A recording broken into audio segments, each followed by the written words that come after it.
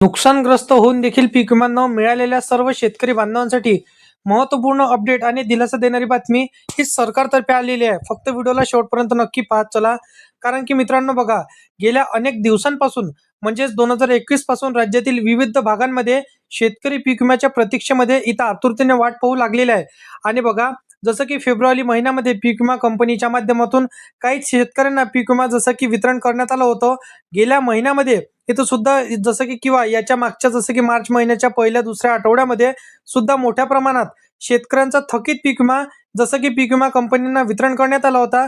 परंतु शासनाच्या माध्यमातून खरीप हंगाम 2024 आणि रब्बी हंगाम 2024 मध्ये हेक्टरी बघा 6,000 रुपयेपेक्षा कमी पीक विमा मिळालेल्या शेतकऱ्यांना देखील पीक विमा मंजूर सरकारने केलेला आहे. संपूर्ण डिटेलमध्ये माहिती सांगतो की तुम्हाला कधीपासून पीक विमा मिळणार आणि तुम्हाला हेक्टरी प्रमाणे आता पीक विमा कधी मिळणार आहे. संपूर्ण काही डिटेल नवीन माहिती आलेली आहे. बघू शकता तुम्ही 6 एप्रिल 2026 रोजी हे नवीन शासन निर्णय जी आर सरकारने काढलेला आहे. परंतु त्याच्या आधी जर का तुम्ही चॅनलवरती पहिल्यांदा आला असाल तर या चॅनलला सबस्क्राईब करून साईडला दिलेल्या बेल नोटिफिकेशनला नक्की प्रेस करून ठेवा. तर बघा मित्रांनो, आपण जर पाहायला गेलं तर बऱ्याचशा भागांमध्ये 2022, 23 आणि 24 म्हणजे 110% पेक्षा जास्त नुकसान झालेलं होतं.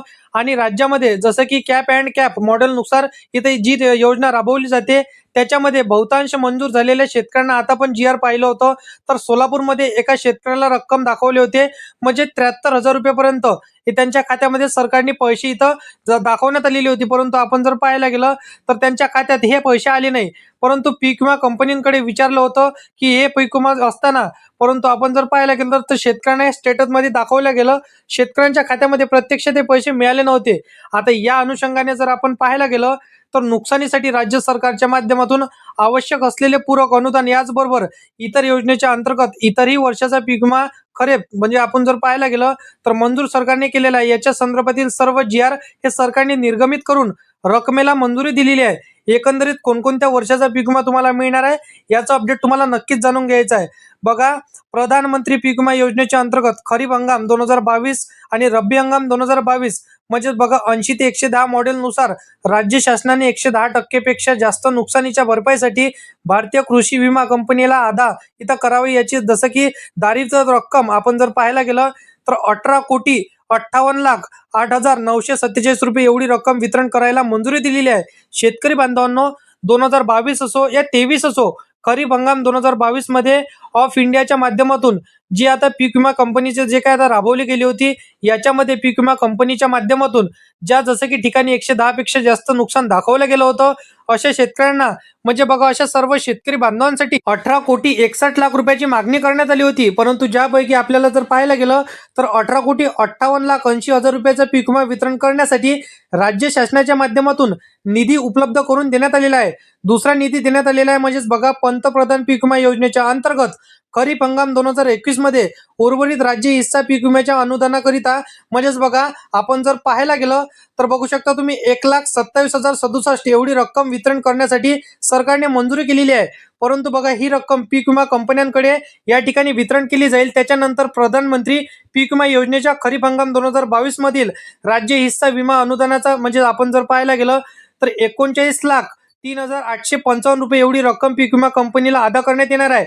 2022चा खरीप हंगामामध्ये आपण जर पीक विमा पाहायला गेलं तर 110% पेक्षा जास्त नुकसानामध्ये पीक विमा कंपनीच्या माध्यमातून आणि राज्य हिस्से म्हणजे काही दोन्ही हिस्से जर आपण पाहायला गेलं तर अशा शेतकऱ्यांना सरकारच्या माध्यमातून आता बघा सोलापूर असो, नांदेड असो, जालना, बीड, नागपूर, चंद्रपूर, कोल्हापूर, सोलापूर अशा बहुतांश जिल्ह्यांमध्ये 2022 खरीप हंगाम आणि 2023 खरीप हंगाम रब्बी हंगाम या दोन्ही हंगामामधील पैसे आता सरकारने टाकण्याचा निर्णय घेतलेला आहे.